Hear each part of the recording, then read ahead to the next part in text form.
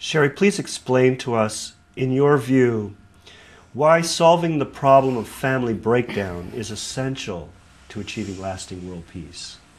I think it's critical, and in many ways, sometimes people have asked me, well, what is a partnership for peace?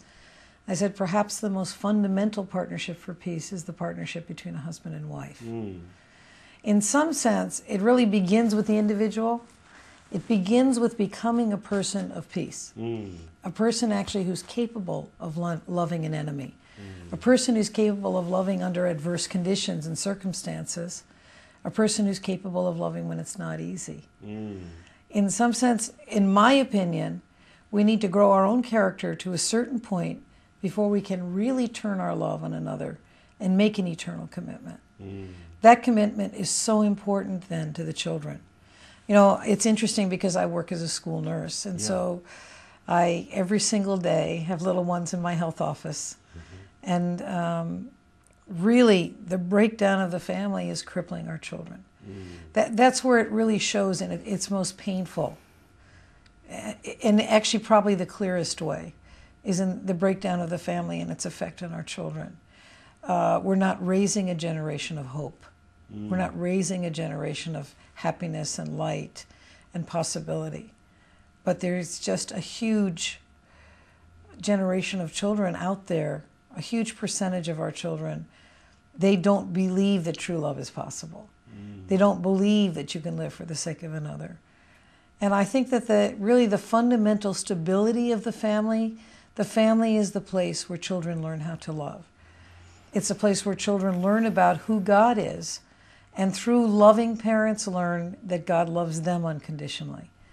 That unconditional heart of the parent is what allows us to open our heart and mind to the bigness of God's love for us and for each person. So it seems that really what is peace? In its essence, peace is not just the absence of conflict. It really is the presence of love. You know, it's interesting. We have lots of programs in our school districts these days about tolerance. And I've gotten to where I can't tolerate the word tolerance. I'm thinking, why are we teaching our children that tolerating each other is enough? It's really not enough to tolerate other people. That doesn't create peace. You need to love each other. You need to actually learn to care about another person who's different than you. To really care in a family way, in a familial way. And it really ties into the point that Alexa made about the family and that familial essence. So I really believe that without restoring, in some sense, the heart in the family, the presence of the family, the reality of good, solid families, it's hard to think about building a world of peace. Alexa, what do women bring to peacemaking that makes the work of the Women's Federation for World Peace so unique? I think Sherry touched upon it in terms of the unique qualities of a woman's nature. Unconditional love, empathy, forgiveness, qualities which actually a woman has to exercise a lot to raise a family, to care for a family, to raise children. But these qualities are now needed on every level of decision making, and especially those levels of decision making that have anything to do with how nations are going to treat each other. If you have elected bodies with 50% or more women, you're not going to have, the choice for war is not going to be on the table. Women know that war means sending people's children into battle to die. Yes. That's what they immediately connect to in heart. So they're not going to send their own or somebody else's. It's just not an option. I think women come with a connectedness of heart that needs to be expressed much more. I think women have felt very sort of shy about it, that it has its place, rather than understanding that that level of heart is needed on all levels of decision making and in a nation and in the world.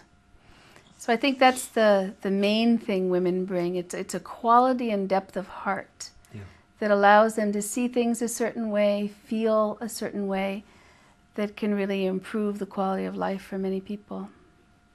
And maybe to expand on that a bit more, I would add to the qualities I mentioned the ability to sacrifice. It's not held up as a virtue these days. Right. You're supposed to avoid sacrifice. You're supposed to avoid sacrifice, and yet sacrifice is the very stuff that moves people. Yeah. And it's the very stuff that protects people. If you think of the heart of sacrifice that both a father and a mother have to exhibit in order to raise a family. Yeah. Sacrifice in time, sacrifice in money, many, many, many levels. Sure. Well, if the family, if the familial model is just the microcosm of all the other levels in society, it's the same thing. But we've really lost this sense of sacrifice as healthy and normal, let alone noble. Right.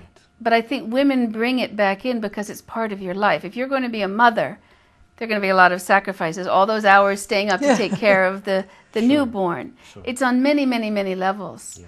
But it becomes a part of your modus operandi. I mean, it's the way you live your life. But it needs to be a part of other aspects of life too. I think women can bring that back. Yeah.